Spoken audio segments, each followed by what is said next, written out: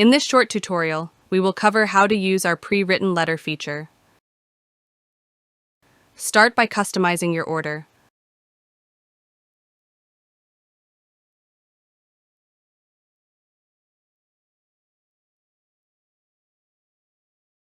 Scroll down and click the Browse Letters button.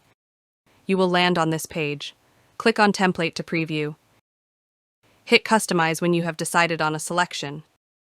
You will come to this screen. Please note, some products may not have all these features available. To insert our useful pre-written letter text, click on Letters. You can search by category, or you can scroll down to view all pre-written letter text.